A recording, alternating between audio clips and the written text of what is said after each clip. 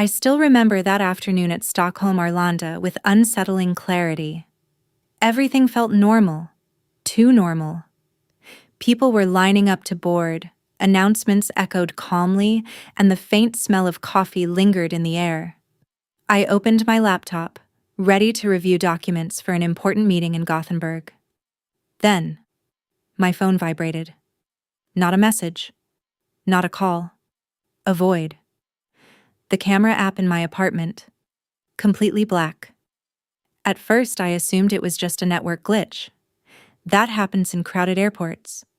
But when I tried again, and again, every single camera, the living room, the hallway, the kitchen, had gone dark, as if they had never existed.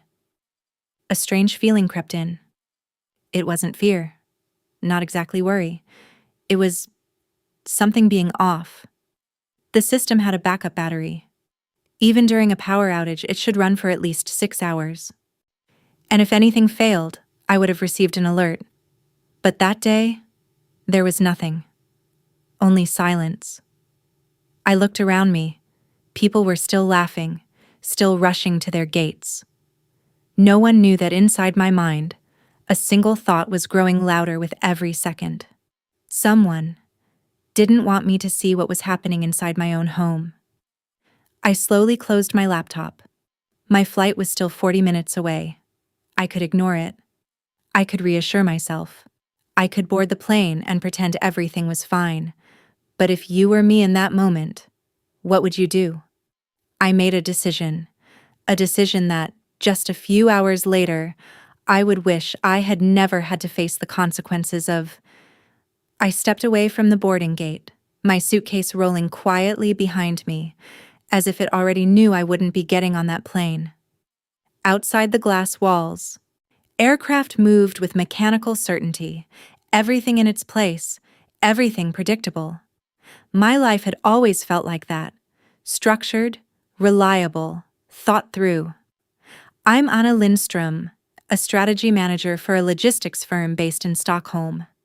My work revolves around planning, anticipating risks before they happen, building systems that don't fail. It's a mindset that slowly seeps into everything else, even at home. Our apartment in Södermalm wasn't extravagant, but it was carefully built, paid mostly with savings from before my marriage, with some help from my parents. Clean lines, soft light, nothing excessive. A quiet space where things made sense. And then there was Eric, my husband of 2 years. Calm, easygoing, sometimes almost absent-minded. He worked in corporate sales, always telling stories about clients, dinners, to negotiations that stretched late into the evening. I used to admire how effortlessly he moved through the world, so different from my measured, cautious nature. We didn't have children, just Leo, our tabby cat, who had a habit of waiting by the door every evening as if he could sense exactly when I'd return. That morning, before I left for the airport, Eric was still in bed. He had mentioned a meeting in Uppsala and said he'd leave later. I remember standing by the door, adjusting my coat, watching him for a moment longer than usual. There was something in his expression. Not guilt, not even nervousness. Just distance. At the time, I told myself I was imagining things. But now, standing in the middle of the airport, phone still in my hand, that small detail returned with unsettling clarity. I opened the app again. Still black. And then I checked something I rarely looked at, the access log of our smart lock. My breath stopped. Front door unlocked. 11 a.m. from the inside. For a moment I stood completely still, as if the noise of the airport had been pulled away from me. 11 a.m. That was exactly when I had just arrived at Arlanda. Eric was supposed to be on his way to Uppsala. Not at home. Not unlocking the door from the inside. I told myself there had to be an explanation. Maybe he forgot something. Maybe the meeting was delayed. Maybe. But the word maybe began to sound hollow. I opened the doorbell camera, an independent unit I had installed almost as an afterthought. It took a second to load. Then a short clip appeared. A woman stood outside our apartment. Slender. Restless. Checking her phone again and again. I felt my fingers tighten around mine. 5 minutes passed in the recording. And then, the door opened from the inside. She stepped in without hesitation. The video ended. I didn't recognize her face clearly, but I knew one thing with unsettling certainty. She didn't look like someone who was lost. She looked expected. A quiet heat rose in my chest. Not an explosion. Not yet. Just a slow, controlled burn. Around me, passengers were already lining up for boarding. The announcement called my flight again. Calm and routine, as if nothing in the world had shifted. I stared at my boarding pass. A promotion depended on this trip. Months of work. Trust from my company. A future I had planned carefully. And yet, in that moment, none of it felt as important as the silence inside my apartment, or the man who wasn't answering his phone. I called Eric. Once, twice, 3 times. Each call rang out into nothing. No message, no explanation, no trace of the man I thought I knew. That was when something inside me settled. Not panic. Clarity. I turned away from the gate, my steps steady now, my decision already made before I fully admitted it to myself. Because whatever was waiting behind that door, I knew I had to see it with my own eyes, even if it meant destroying everything I believed my life was built on. The ride back into the city felt longer than it should have. Stockholm passed by in quiet, familiar frames. Bridges, water, rows of restrained facades. But everything seemed slightly displaced, as if I were looking at a life that no longer belonged to me. I didn't rush when I reached the building.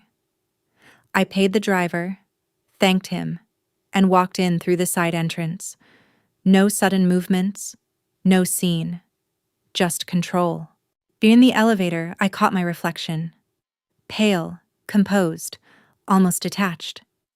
I remember thinking, this is what it looks like when something ends before you're ready to admit it. The hallway on the 15th floor was silent. Our door stood exactly as I had left it. Nothing broken, nothing forced. Which somehow made it worse. I didn't use the digital lock. The sound would be too loud. Instead, I reached for the spare key I always carried. The one we had agreed was only for emergencies. My hand hesitated for a fraction of a second, then I turned it. The door opened with a soft, almost polite click. The first thing that hit me wasn't a sound, it was a scent. Floral. Heavy. Sweet in a way that felt intrusive. Lily. My throat tightened immediately. Eric knew I was allergic. He had always been careful, almost excessively so, about anything that could trigger it. And yet the air in the apartment was saturated with it. I stepped inside slowly, closing the door behind me without a sound. The curtains were drawn. The living room was dim. Leo didn't come running. That alone made my chest tighten. Then I saw them. A pair of cream-colored high heels beside Eric's shoes. Not mine. Placed there casually, as if they belonged. I moved further in, each step deliberate, controlled, as if I were walking across something fragile that could shatter at any moment. On the console, the camera hub lay unplugged, the cable pulled cleanly from the wall. Not an accident. A choice. And then, from behind the bedroom door, a sound. Soft. A whisper, followed by a low laugh that didn't belong to me. I stopped. My hand hovered in the air, just inches from the door handle. For a brief second, everything inside me went completely still, because in that silence, I realized something far worse than betrayal was waiting on the other side. Not just what was happening now, but how long it might have been happening. Without me ever knowing. I didn't push the door open right away. Instead, I stepped back, and let my hand drop to my side. My phone was already in my palm before I realized it. I opened the camera, pressed record, and only then reached for the handle. I made a small sound in the hallway. Just enough. The whisper inside stopped. A sudden movement. Something fell. A breath held too sharply. Then silence. The door opened slowly. Eric stood there. For a second, neither of us moved. His face, flushed, disoriented, drained of color the moment he saw me. He was barefoot. His shirt half-buttoned, as if he had tried to pull himself together too quickly. "Anna, why are you—" I didn't answer. I stepped past him. The room smelled even stronger of lilies. The bed was unmade, sheets twisted in a way that needed no explanation. And then I heard it. A phone. Ringing. Not Eric's. His was still on the coffee table in the living room. The sound was coming from the wardrobe. I walked toward it. Slowly. Almost calmly. Eric moved to block me, his hand reaching for my arm. "Don't," he said, his voice low, urgent. "It's not what you think." I looked at him then. Really looked. And for the first time, I didn't recognize the man in front of me. "Move," I said. He didn't. So I pushed him aside. The wardrobe doors opened with a sharp crack. Inside, a woman was crouched among my clothes, her body folded into itself, as if she could disappear between the fabric. Her hair fell forward, hiding her face. But I already knew, when she looked up, trembling. It was Lena, the intern from Eric's department. The one who had smiled at me across our dining table just weeks ago. The one I had told Eric to mentor, to help her grow. For a moment the world didn't shatter. It emptied. No anger, no scream, just a hollow, echoing clarity. "How long?" I asked. Eric sank onto the edge of the bed, his hands covering his face. 3 months. 3 months. 3 months of shared dinners, of quiet evenings, of small, ordinary conversations that now felt like carefully staged lies. I stood there, looking at both of them, and something inside me shifted, irreversibly. Because in that moment, I understood something far more painful than the betrayal itself. And this hadn't been a mistake. It had been a decision, repeated, planned, protected. And I had been living inside it without ever seeing the truth. I didn't argue. I didn't raise my voice. I simply told Lena to get dressed and leave. Then I looked at Eric and said quietly, "You should go too." There was no drama after that. No scene. Just the sound of a suitcase being packed, a door closing, and a silence that felt heavier than anything that had come before. The following weeks were measured and deliberate. I contacted a lawyer. I changed the locks. I removed what no longer belonged to me. Not just objects, but illusions. The apartment became quieter, simpler, and, slowly, mine again. The court process was straightforward. The evidence spoke clearly. The life we had built together turned out to have weaker foundations than I had believed. Months later, I stood alone in the same living room, sunlight falling gently across the floor. Leo curled beside me, calm as ever.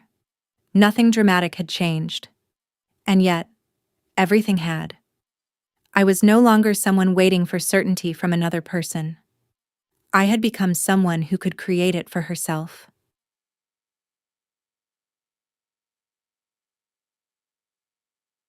There is a particular kind of pain that comes not from loss but from realization, the moment you understand that what you trusted was never quite what it seemed. For many of us, especially after a certain age, we begin to believe that stability is something we have secured. That if we have chosen carefully, worked patiently, and given enough of ourselves, life will remain steady. But life does not make such promises.